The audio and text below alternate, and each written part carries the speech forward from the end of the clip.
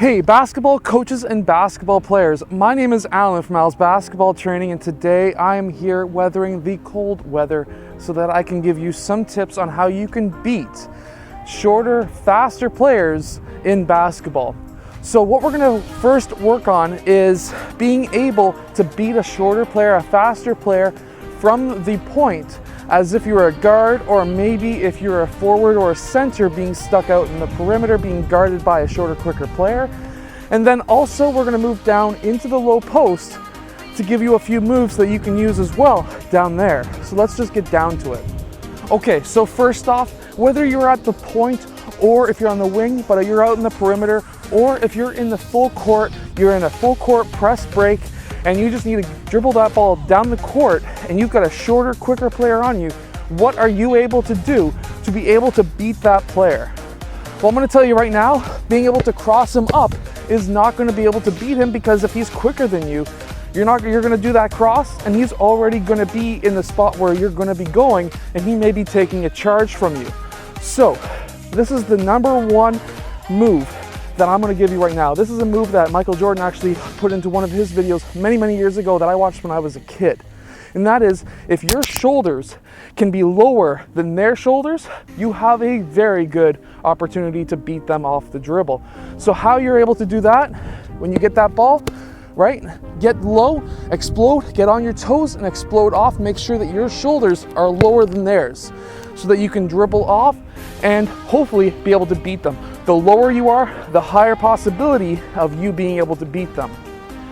Another good move that you can do without having to cross them up and try to break their ankles is when you explode off, being lower, exploding off of your first step, you want to protect that ball. You want to go, if you're going in that right direction, you want to lead with that left foot. That's going to protect the dribble, but also if you have your hand out, that's going to protect the dribble as well. Now in the full court press, instead of trying to cross the player in front of you and hope he doesn't reach in and get that ball, what a lot of players can do, if you keep your head up, this move will only work if you keep your head up. If you keep your head down, you're going to get that ball stolen. So, and that is just a quick spin move off, keeping your head up. The reason why you want to keep your head up is if you're doing the spin move, your head's down. And when you do that spin move, you don't know if there's another player coming in to play some help defense or to trap you, so that now he's going to steal the ball as soon as you lift your head up to see who's coming or to see where you're going. So keeping that head up, right? Spin move, keeping that head up and still looking. How you do a spin move, I know I've explained this a few times. I'm going to break it down really quickly.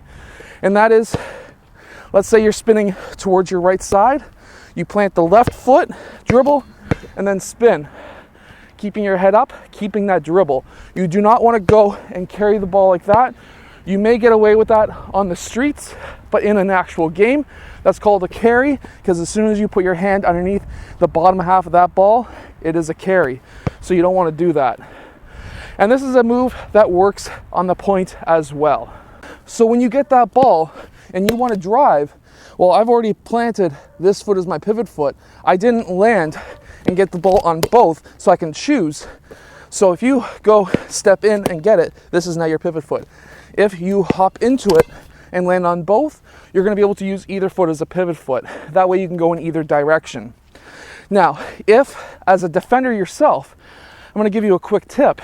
As a defender, if the player has this as his pivot foot, you better be trying to force him in that direction, because he's not going to be able to lift that to protect and shield the ball from being able to get stolen. So if somebody comes in and gets in and that's his pivot foot, then force him in that direction, you got an easy steal. If you're forcing him in this direction, then he's going to be able to get ahead of you, have that leg as a defender, have his arm, and he's going. So food for thought, a little bit of a defensive tip there. But you get that ball, and now you can make that decision. Get low, explode off, and go.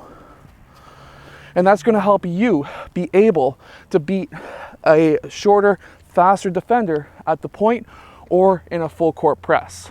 Now I'm going to show you one of my favorite moves, a move that I use an absolute ton. I didn't use this all that much in high school, but once I moved on, when I went down to the States for the D-League, and even at this point in time now, I still use this move a lot. And it's the Kobe Bryant fake spin move, where basically it's a fake half spin. So what you're basically going to do is you're going to dribble in towards your defender. You're going to go bang. Now both of these feet are pivot feet. You can continue the spin and take your shot, or when you get to this spot, you can turn around, go for a shot on the other side, or you could even keep your dribble and continue to drive towards the rim. So you can go bang, bang, and then continue through towards the rim. And between those three moves, you're going to be able to beat a lot of smaller players when they're trying to guard you out in the perimeter. And this leads in to another move as well, which is one dribble basketball moves. Now, as an offensive player, you have to keep in mind that if you're out in the perimeter and you've got a shorter, smaller player on you, what is the one thing that they do not want to have happen? They do not want themselves to get bodied, which means that they don't want you to go one quick dribble and then back them down all the way down towards the post. That is the one thing they don't want. No matter where you are on the perimeter, they really do not want that because it makes them look silly. And let's face it, it makes them useless as a defender, which is, of course, one move that you could do. If you're on the wings, you could do the whole Jalen Rose thing when he was with the Raptors. And anytime he had a guard guarding him, he would just back him all the way down from the perimeter to the basket, 2 to 3 dribbles in, and he had himself a basket. But what you can use is this to your advantage, where now you've got that ball, right? You can go one dribble, step into your shot, and take that shot. Get that ball, one dribble, fake. Now this is your pivot foot, step through, and take that shot. There's so many different moves that you can do off of just one dribble that's going to allow you to score on your defender. So if you're a taller player, maybe a slower player, it's really good to practice these one dribble basketball moves when you've got a wide open court like I do today. Now, going down to the low post, these moves are going to help you a ton. Now, a lot of taller, bigger players, when they get stuck in the low post, because let's face it, some players just don't like the low post, but I absolutely love it. Now, there's a reason for this. For one, especially at my weight that I'm at right now, but when I was younger, I was still this tall. I was 6 feet tall in grade 6. I was 6'2", grade 8, grade 9, and I haven't grown since then. And every once in a while, I would get a smaller player, and I've seen a lot of taller, bigger players get stuck with a smaller player down here, and they always make this one big mistake, and that is dribble, dribble, dribble, dribble until they pin the defender underneath the rim and they go up. You don't want to do that, because as soon as you take more than one dribble, the help defender from the wing is going to come down and start smacking away at that ball, and you're just not going to be able to have an easy basket because you're going to be double teamed. So you're going to pin the guy maybe underneath the rim, but you're going to go up in contention and maybe against 3 players, and you're going to have to kick it out maybe for a lesser percentage shot. So you want to stay within one dribble down here, and I'm going to teach you how you can do that right now. So number one is easy. You start a bit higher, and you just do a simple drop step and basket. Very simple. I've explained that move. It's a ridiculously simple move. All you do is just a pivot, dribble, and up. Now, that is one move you can do. Make sure that you get that player on this hip.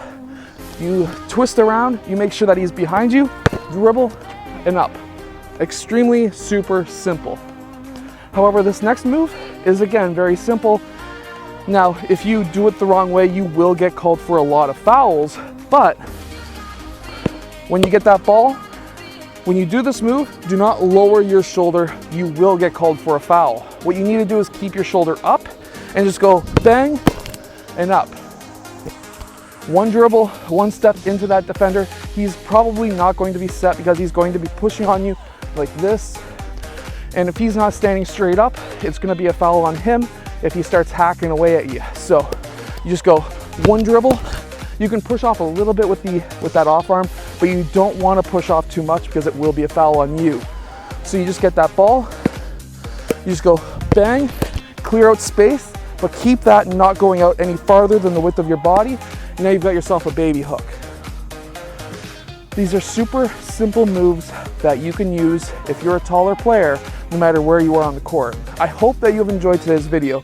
If you have, hit that like button, subscribe, and I'll see you guys again tomorrow for another twice a day basketball video and a live session every single day at 1 p.m. Eastern time.